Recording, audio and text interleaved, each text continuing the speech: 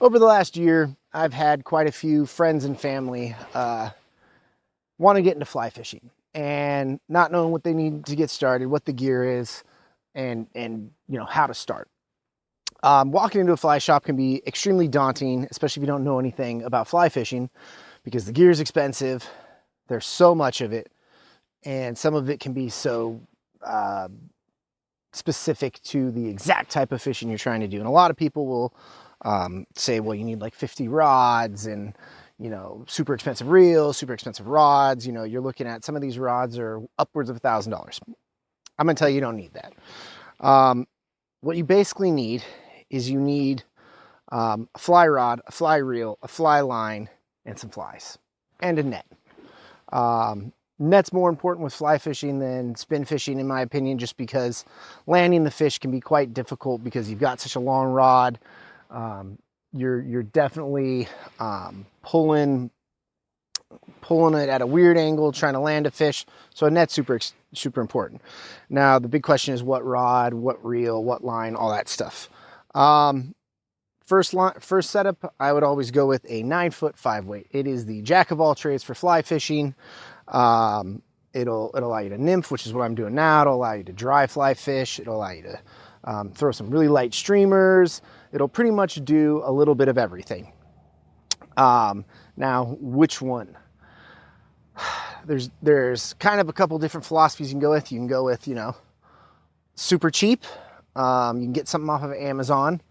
A Scientific Anglers or an Akuma or just some no-name Chinese brand, anywhere from 50 to $100 with a rod, a reel, a line, and probably some really cheap leaders and whatnot. For that, they work. My dad's been using one for probably 10 years now. He still catches fish on it. And then you can move up to something that's still relatively inexpensive for fly fishing, which is kind of an entry-level name brand rod. I lean towards the Orvis Encounter because for I think $300, and I'll link all this below with some links to these setups. The Amazon ones I do get a little bit of kickback from, so if you want to click them, great. If not, I get it. But the Orvis Encounter, that's a 9-foot 5-weight setup that gives you a rod, a reel, a line, and most importantly, the Orvis warranty. Orvis's warranty is, they guarantee to get you back out on the water within 5 days of submitting a warranty request. I've used it on a couple of my Orvis rods. It's great. And that setup's about $300-ish bucks. If you want to jump up a little bit more, you can get the Orvis Clearwater, which is what I have here. I just have the Clearwater rod. I believe you can get a Clearwater combo for something like $450, $500. Comes rod, reel, line, all those things. If you are buying stuff separately, make sure you get a floating line. It's the most versatile. You got to match the line to the rod size. So if you're getting a 5-weight rod, you got to get a 5-weight line. So definitely get a 5-weight line. And then as far as a reel goes, just make sure you get a metal one. If you're not going to go with those Amazon specials, metal one's going to last you longer. The aluminum ones, a machined aluminum is a little bit better than a cast aluminum. I lean towards with my reels. Most of my reels on my fly rods are Lamson Liquid S, I believe, reels. They're sub $200. They've got interchangeable spools. They work great. They do the job. But in reality, with fly fishing, the reel, you're not fighting the fish on the reel in most cases. Most of us are trout fishing. Unless you're fighting a steelhead, you're not fighting it on the reel. So spend the money on the rod and the line. A good line makes all the difference in casting. But that's basically what you need to get started with your rod, reel, and your fly line. At the end of your fly line, you're going to have a leader, which is what this is right here. I have a furrowed leader from Cutthroat Leaders. I'll link them down below. They're an Idaho-based company. I've actually been using them even back when I lived in California, 20 years ago. I used to order these things. I like them just because, one, they've got a tippet ring at the end, so I can just tie tippet on and then tie my fly to that, and I'm not dealing with surgeon knots.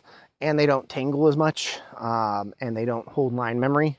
But if you're just starting out, just get some tapered leaders, some 9-foot 5X tapered leaders. That means they go from a 1X, which is a little bit thicker, and they taper down to a 5X length. And then at the end of that, you tie on another couple feet of tippet, which is what you tie your flies to. Now, when it comes to flies, I got myself a good little tangle here. We're going to deal with that later. When it comes to flies, it's tempting to go on Amazon and buy some of those Amazon packages of flies. Don't do that. They're cheap. They're tied really poorly. They're usually huge. And I don't know if you can see what my fly and my nice little tangle up here as I let this thing sit for too long, but I'm using, size 14 flies right now and size 20 at the end because I have a double nymph rig going here. So you're using flies generally are usually pretty small. Those Amazon flies are usually, size 8 and 10, which is really big. The materials are really bad. They're usually ugly, and they might catch fish, but my dad's bought quite a few packs of those and he's never got anything on them. I would definitely recommend go to your local fly shop or Sportsman's Warehouse, or I think even like Bass Pro and Cabela's. I think they do some decent hand-tied flies. Your local fly shop's the best because they'll tell you what's working on the local waters. If you don't have one of those and you do want to go on Amazon, I'll link below. Venture Fly Co. Sells kind of a couple levels of beginner boxes that have hand-tied decent flies. Yes, it's going to be expensive. I think they range anywhere from $80 to $300, but I mean you're looking at the more expensive ones, a couple hundred flies. So flies are expensive, even though they are so tiny. But getting yourself a decent fly, even though you're going to snag quite a few of them or tangle them like I just did, they are worth getting the better ones because they'll last you more than one fish. And nothing's worse than having a fly that's working and then it fall apart on you. So once you've got your rod, your reel, your line, your leader and tippet, and a couple flies, the only other thing you really need is some decent nippers, which I'll link some below on Amazon. You're going to want nippers, and not standard fishing nippers. You're going to want ones with a nice little needle point on it, and what that's for is to clear the eye of your fly. The way flies are tied, a lot of them use cement or super glue type of material on them to hold it all together, which sometimes gets gummed up in the eyelets, especially the first time you use it.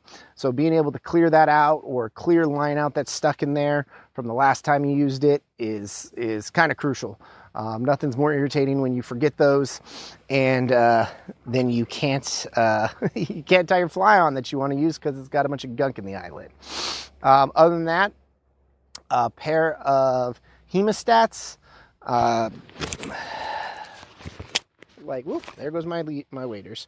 Pair of Hemostats like these are great to have just in case you do get a fish that really swallows the fly. Or if you're not using barbless, I generally use barbless and just take the fly out with my hand.